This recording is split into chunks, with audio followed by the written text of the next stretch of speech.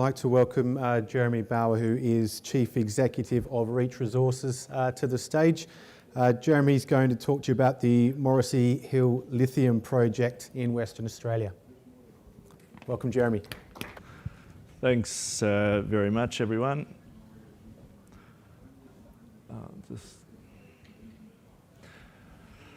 Right, thanks very much for the opportunity. Thanks to the organisers for giving us the ability to introduce Reach Resources Limited. I will predominantly be talking about our Morrissey Hill Lithium project. However, I will go into a couple of other projects we have at the moment, as there's a couple more strings to the bow of the company. So before I kick off, I just wanted to give you a bit of an understanding about how about our insight and our drive for our company. We're believers in decarbonisation and the electrification that's going on in the globe. So that gives us, it gives us a good feeling, I suppose, to be part of the solution and really to drive us search and exploration activities for critical minerals such as lithium and the other ones we have in our portfolio. You know, the obligatory statement here, we have a really experienced exploration manager, Steve Valance, who's been right through this project and presentation. Just a quick snapshot of who we are corporately. We've got an experienced board, legal, financial and mining experience on the board. We're still a relatively small market cap in comparison to our nearby neighbours. We've recently gone through a capital raise, so we're well funded and have no debt currently.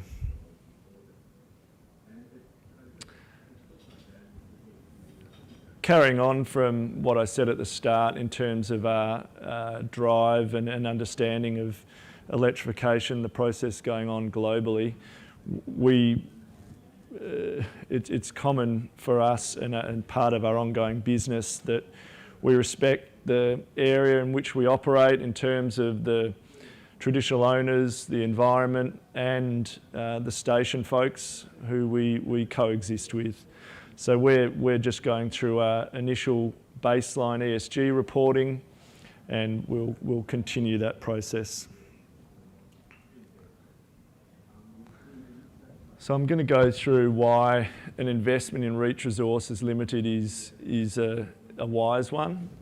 Firstly, we're in Western Australia. We're proudly focused on the northwest of Western Australia, the Tier 1 mining jurisdiction, and known very well from funding circles and obviously on a mining exploration front. We've got two key project areas in the Gascoyne. The first one based on Yinnetharra Station. Some of you may know of Yinnetharra via the Delta Lithium project. The other project areas at Wanna Station. They are big stations in the northwest, but that map isn't quite to scale. The third project we have in which Reach Resources was formed, we took over a small gold mining company. That company has and now Reach have a small inferred gold resource, quite high grade. That's a project we continue to do some further work on, but we're firmly focused on the Gascoyne at this point. I like having a gold hedge though, and as I said, we will continue to work on that.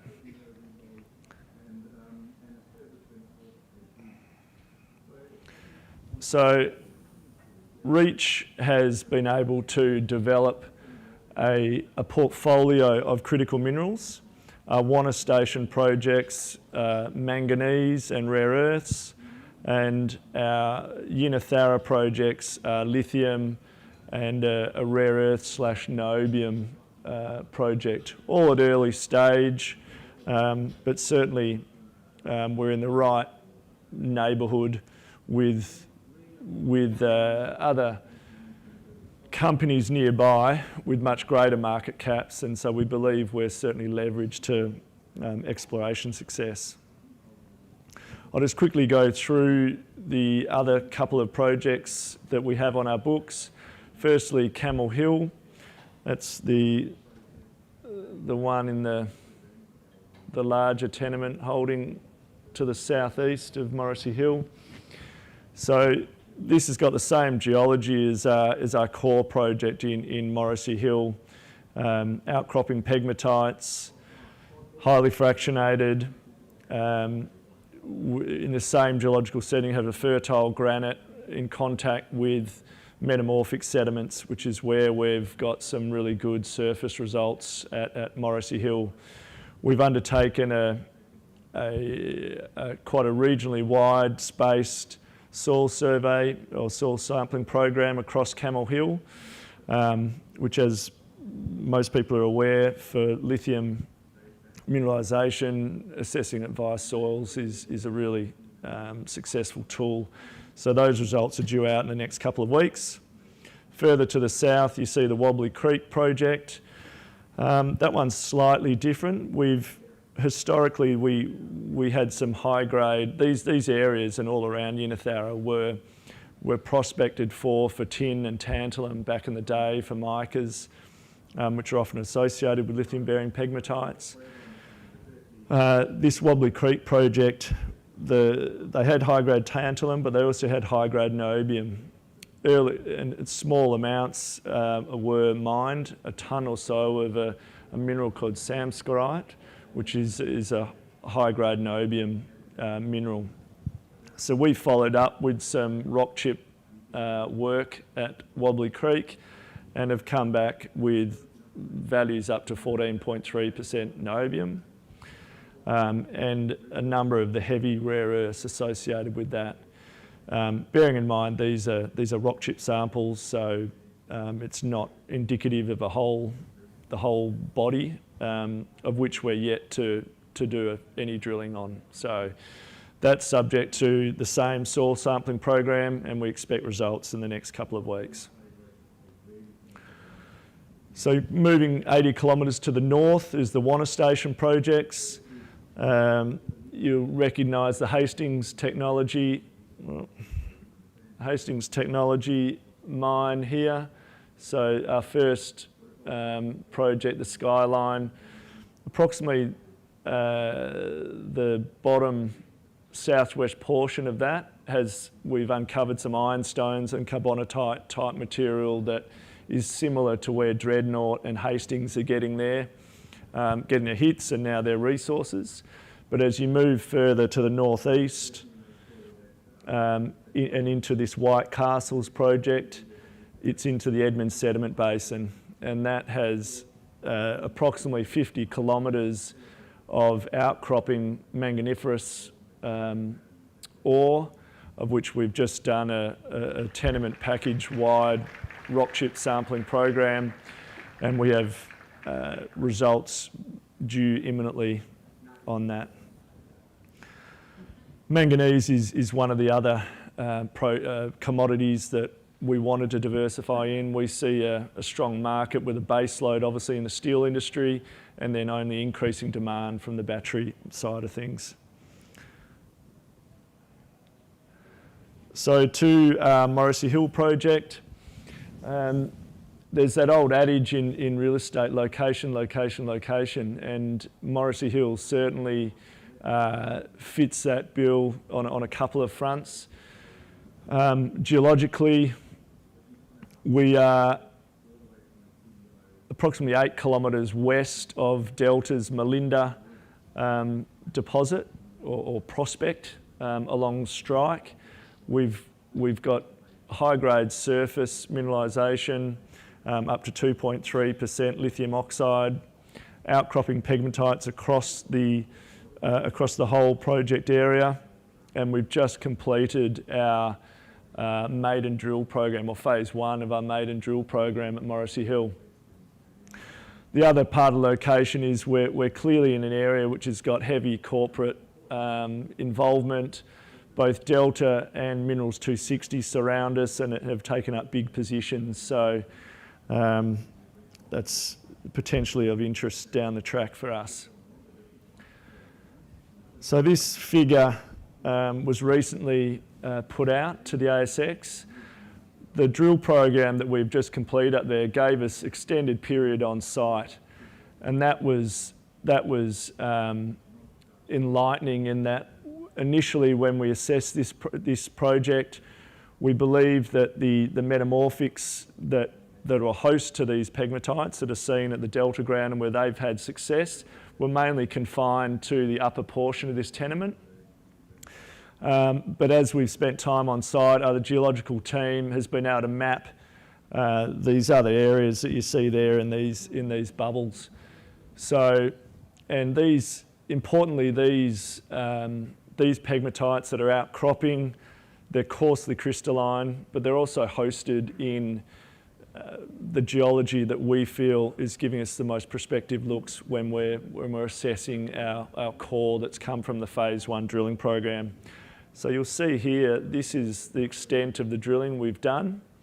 It's an extensive outcropping pegmatite system through this area, the Bonza prospect, and then clearly we've got a lot further work we can do. There's approximately 10 kilometres worth of strike on the project, and we are anxiously awaiting our drill results, which are due, or assays due mid-October. Another point that my geologist or exploration manager was keen to point out is that during this phase 1 drill program, we do have a lot of outcropping pegmatites, but what we've encountered downhole, so we did encounter a number of thick 30-metre wide sections downhole, and at least one of those sections wasn't daylighting. So we believe that's a blind pegmatite, and based on what we've seen at our neighbours at Deltas, they've also encountered blind pegmatites. So from a potential scale or resource perspective, that gives us potential upside, assuming mineralisation. Just got a few photos of these so you can see what it's like visually. This is the coarse pegmatites intruding up through what the mafic volcanics or what people would term greenstones. Again, same sort of thing. They generally tend to trend east-west. And that's Steve, our geologist, busy at work. Very coarsely crystalline and hundreds of metres these. So not to say that they're all mineralised, but it's certainly encouraging in terms of the geological setting in which we find these. So I know I'm over time, but we've just finished the phase 1 drill program and the soil sampling efforts across Morrissey Hill, that is. We've done a couple of Aboriginal heritage surveys. We're working with the Ingada people, and we'll be going out for more to clear those new pegmatite areas we found. Waiting for drill assays, as I said, in October, and then we plan to get back out pending rig availability in mid to late October. That's for Morrissey Hill and a key focus. Up at Wanna, we're awaiting some manganese results, as I mentioned, and then we'll work with the traditional owners of that area to create a program that we can get involved with in 2024. That's about it from me. Thank you very much. Appreciate your time.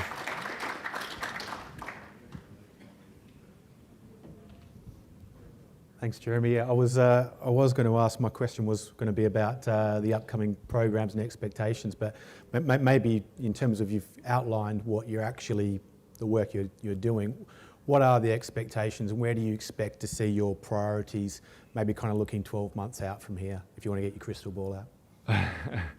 Well, crystal ball gazing, we would have completed a couple of drill programs at Morrissey Hill, and hopefully by that stage we've identified mineralisation to a certain level. And if that's the case, we would be continuing to drill that prospect. We do have a lot of confidence in the manganese project based on what we've seen thus far. We did put an ASX release out this morning actually on the manganese, so there's a lot of outcropping, what looks like really good material there. So we would hope that with the support of the traditional owners there that we get involved and get on the ground up that way.